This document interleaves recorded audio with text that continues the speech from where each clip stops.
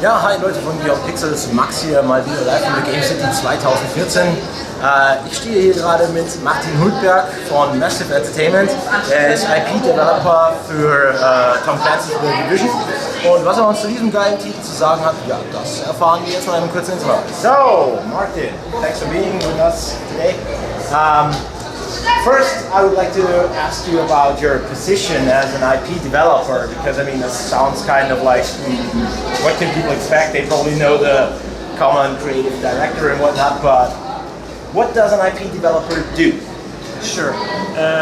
On our project, which is a huge project, we have lots of directors, we have lead designers, we have producers, we have all kinds of people, and then we have me.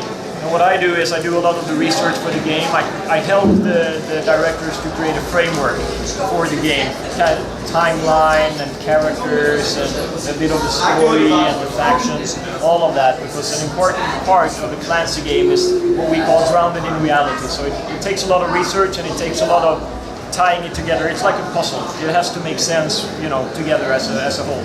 So that's what I do. Okay, so also kind of like military research about like, I don't know, weapons or I don't know what's about the research there, since the Division is a fictional special and like group.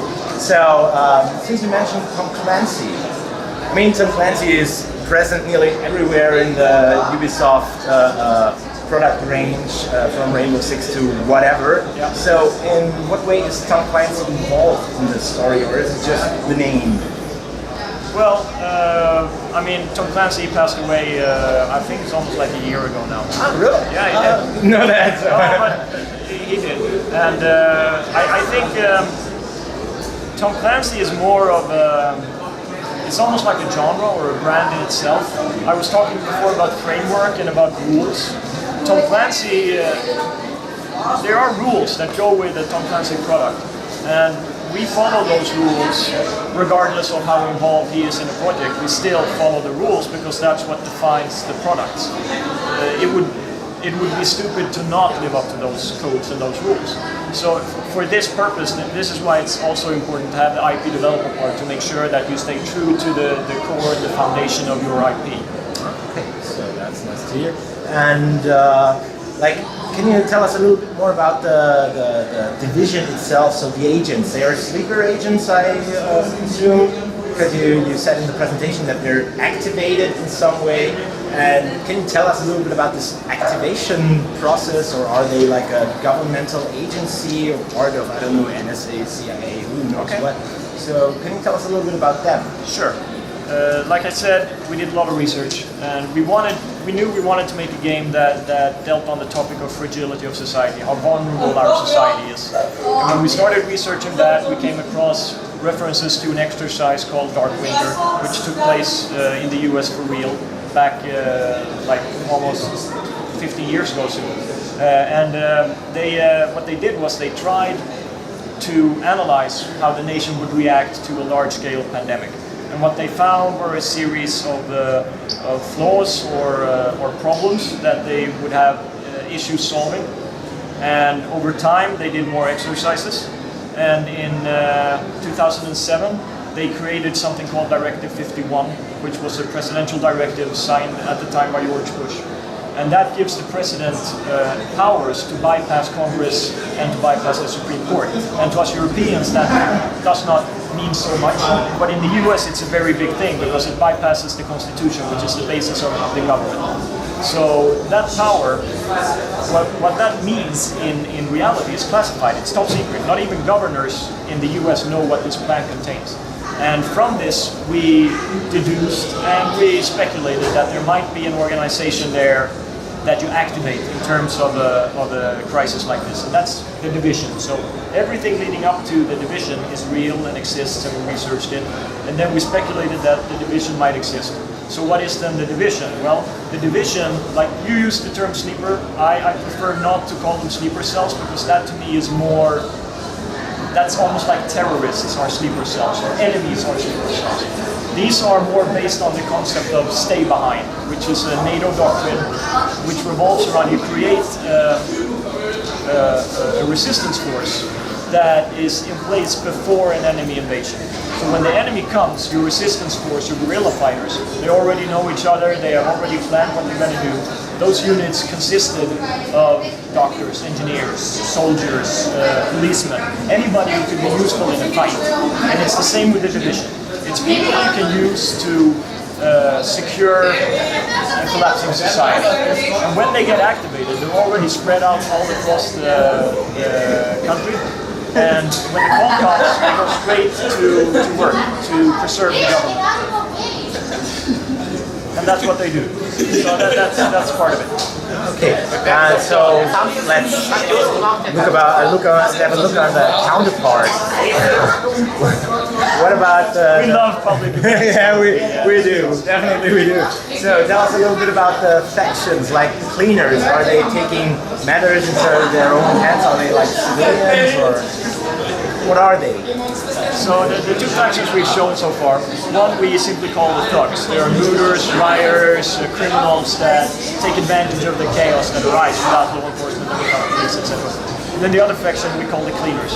And these guys, they're a bit more special in the sense that they were workers. They were forced to work in this situation with thousands, hundreds of thousands of dead, and they were the ones sent in to clean it up.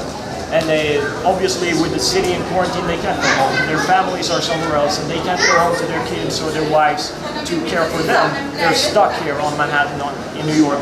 So finally, they snap. They just go, screw it all. We're going to burn the city. We're going to kill the virus with fire, and then we can go home. And that's what their train of thought is, because what happens here is that everyone is pushed to the limit, to the brink of what we can take as people. And the game kind of explore different avenues. Some people will go crazy, some people will simply focus on themselves, and others, like the agents, they will fight for the greater good and try to save innocent civilians. And the division takes place in New York, and you said about a pandemic. It seems like New York is closed off, or has the pandemic spread to any other city or maybe even continent or whatever so far? We're dealing, the game takes place in New York.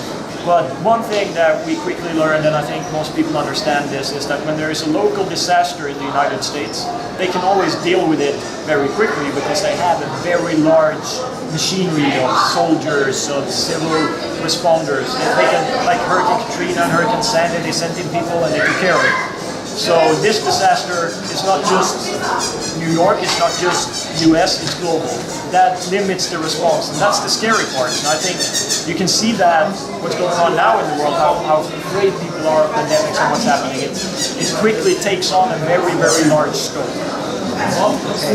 And like, can we expect then maybe some other parts of this? Probably as a starting franchise. I mean, the division probably will have some sequels later on. If you guys like it, it will.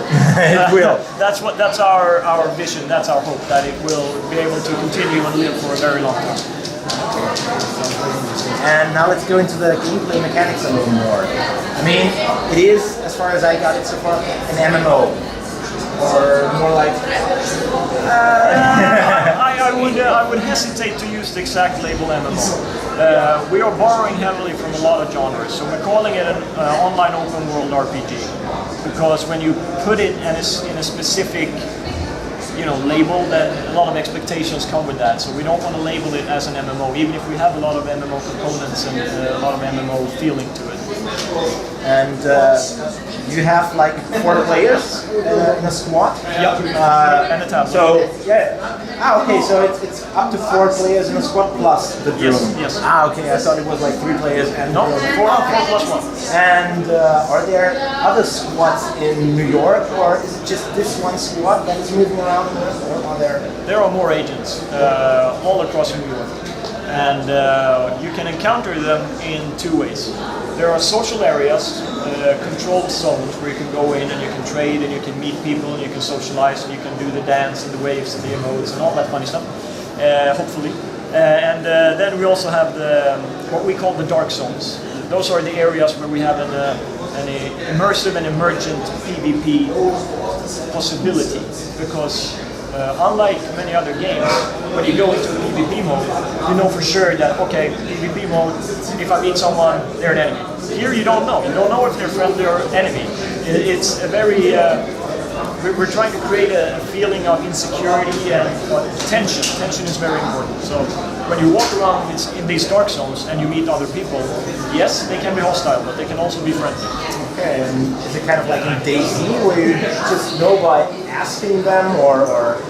That's a pretty good analogy, yes. And how do you manage to get that into the story? Because I guess if the other squads are also from the division, they normally should be friendly to the other guys, or you would think, wouldn't you? Yeah. Yes, exactly, and that's why I won't spoil it, because there is a twist to all this, right? And you're gonna have to experience that in the game. But we actually explain why and how this comes to be. So if you want to find the answer, you should buy the game.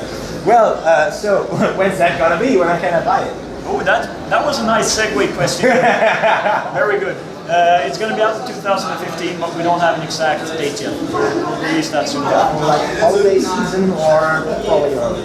2015. 2015, that's the only answer I get here. Yep. Okay, so thank you very much for your time. To things you told us about the division. I'm actually quite hyped because the Snowdrop engine is awesome. Yeah, I mean, we're very proud of it. We spent a lot of time with it, and I think the Snowdrop engine is a result of early on when you do a project, you have to decide what do we want to do really well. And we wanted to immerse the player, so we knew we needed graphic fidelity, and we needed the online stuff and the social stuff, and all that is partly made available through the technology. And I think the tech guys really nailed it. They did a great job. So, thanks again for your time. This was the extended question, so to speak. And, well, have a big success with this division. I wish you all the best when it comes out. And also for the rest of the development process. And I guess we're going back to the Funkhaus. Thank you for watching.